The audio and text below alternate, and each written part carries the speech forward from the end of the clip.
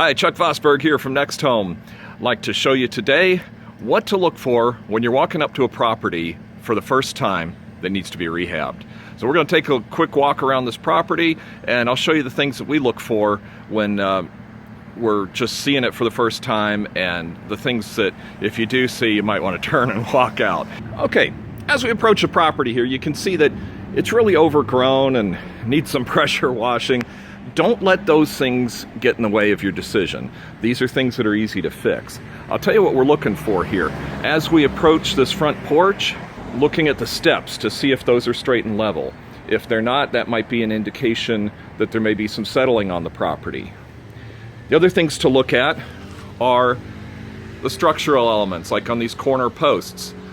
We're going to take a closer look, make sure there's no damage that looks permanent. There isn't. We'll look on the other side as well.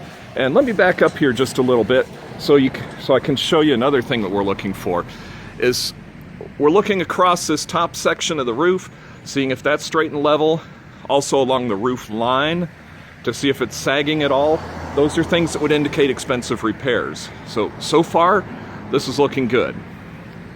So as we walk in, just expect we're going to see some rotten wood. That's just a fact of the matter when you're dealing with properties like this. This place was built in 1922. It's going to have some rotten wood. And the first place we see some, it's a place you always see it, right at the entrance, because this is a part where rain gets in. So I weigh about 240 pounds, so I'm stepping on this thing carefully. What I want to know is it the boards only that are rotten out, or are the floor joists rotten out? So this feels nice and solid. It's just the boards. That is not a problem. So turning around here, we're looking at the rest of the porch. Again, there's another rotten section over here. We're going to do the same thing. Just look at it. Looks like some termites got to that at some point in time. Nice and solid. That's excellent. We'll take a look at the windows. Looks like a do-it-yourself repair happened here. These are the original windows in this house. So let's go inside. Original front door. Now stepping inside, again, we're looking for things that aren't straight, looking for any major cracks in the walls or ceilings. Now, this house is in Florida, and in Florida, all houses have cracks in the ceilings. It's because of the intense heat that we get here, the heating and cooling, it just happens. So we've got a nice fireplace here. This property is what Pat and I call a virgin property. It's one that has not been messed with. It's never been restored. So that's really great. The original windows are here. All this great woodwork, built-ins, everything is still here. Original lights, hardware, nice woodwork and moldings. These are all original things to this house. And it's great that these are still here, because this will make for a really nice restoration. So let's take a walk through the house, and we're just going to look for some problems. For active termites, you look in the corners of the windows. That's where you'll see these things first, because that's where leaks usually occur, and termites love rotten wood because it's easier to eat. So we're going to look the same here. We're not seeing any evidence. Now, termite activity is not a deal breaker. So look in here. Okay, it just looks like dirt. So that's okay. We're looking at the floors. Got some scuffs here. It looks to me like these floors would be very easy to sand and refinish. I don't see any problems with it. I don't see any boards that need to be replaced. Like things like right over here. This can be handled with some filler, so that is not a problem. Over here, it looks like there used to be a furnace grate here, because this is where in the house the furnace would have been. So that's been nicely covered over. If you have to replace boards, you get them out of closets or underneath where you plan on putting cabinets. That way they'll match. If not, then like here in the Tampa Bay area, there's a couple of salvage yards where you can get matching boards like this. This looks like really nice heart pine.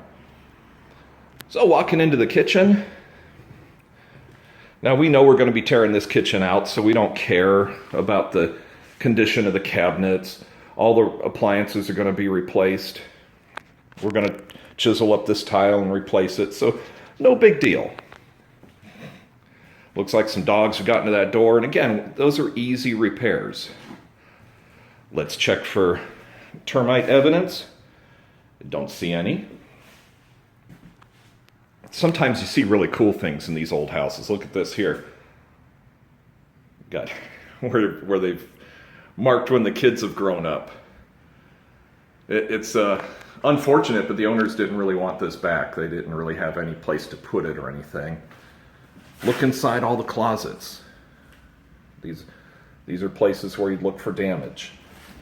And again, wood damage is not a big deal. It's easy to fix, but you need to know what you're dealing with. Check out this original bathroom here. Now with the bathroom, here's what you want to do. You want to step over here, get as close to the toilet as you can,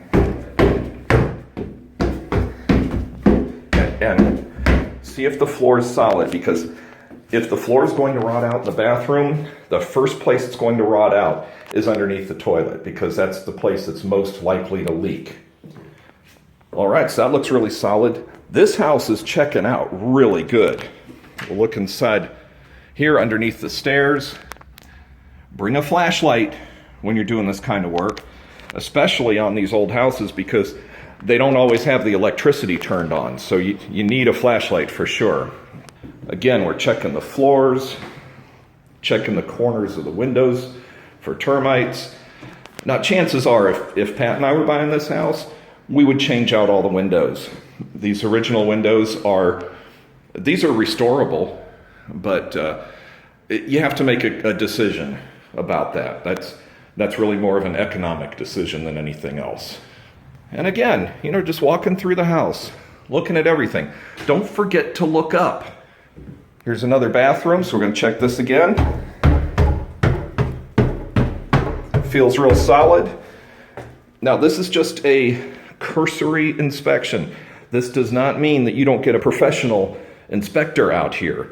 You want to definitely get a professional inspector out here, because they know things that you don't. And they will climb underneath the house. They're going to go look up in the attic. Look at this original hardware here. Man, that is going to restore so nicely. We're looking in the corners of the closets.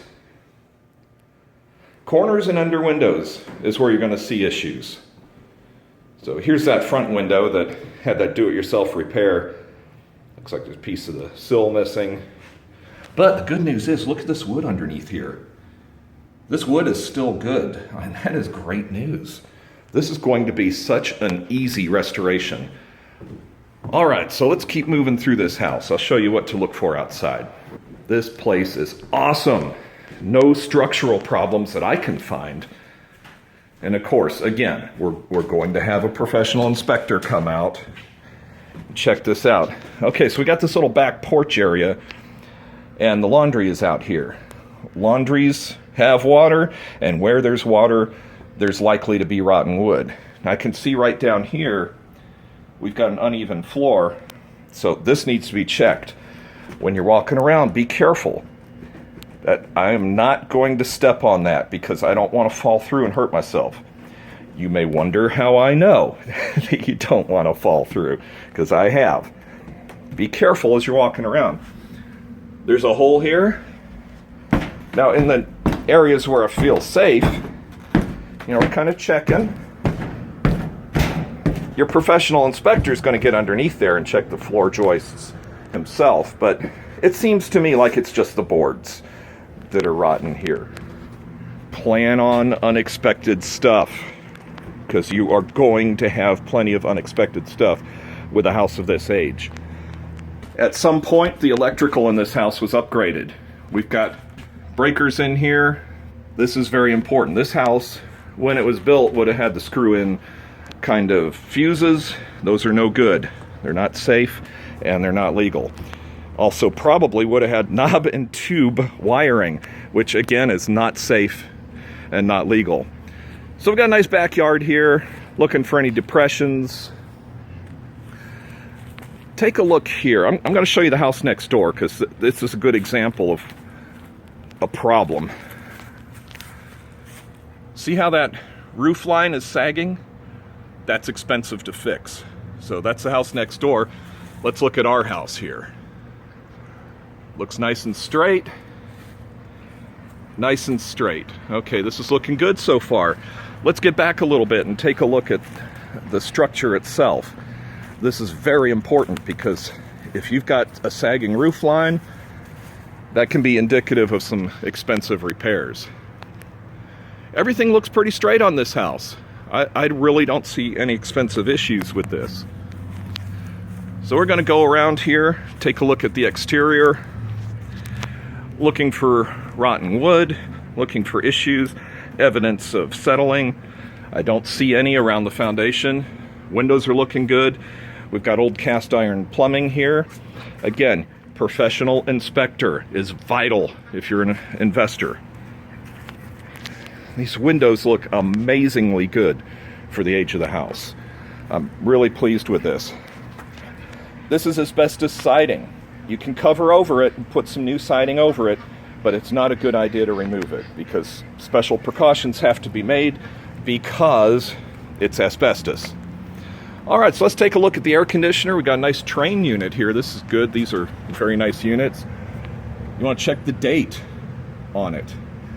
And also, make sure you check the date on the air handler upstairs because sometimes people will change just one end or the other. And, you know, you need to know if you're looking at having to budget for a new air handler or a new outside unit. Again, looking along the foundation, it looks nice and straight. We've got a window covered up here. We saw this from the inside. It looks to me like maybe this is just a stopgap repair to keep it from leaking. I don't know, but it really doesn't matter because changing the windows would be advisable. I've already looked underneath this thing. What they did is blocked out the window. This is where they slept. This looks like the old furnace tank filling area. This is another thing you want to look for. If you see any fill spouts or any oil tanks, these are things that have to be removed, and they may be an environmental hazard. So that's something, again, it's gonna sound like a broken record, but professional inspector. So we're looking around underneath here.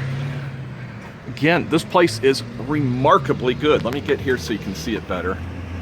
Unbelievably good. I can't believe what kind of shape this property's in.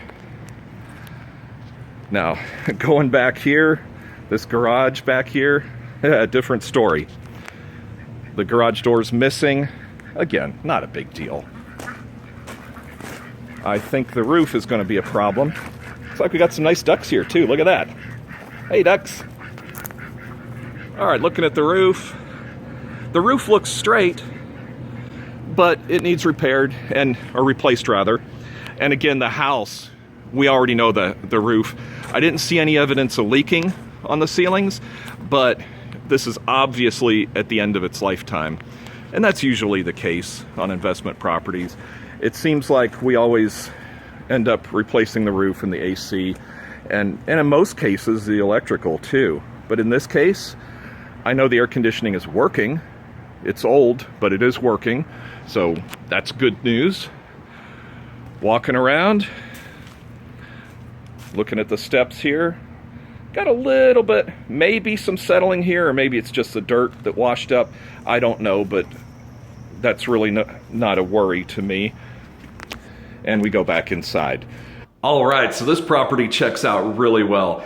I'm really amazed with the condition that it's in. It's just great. So the next step would be to put an offer in on the property, get that accepted, then get a professional inspector in here.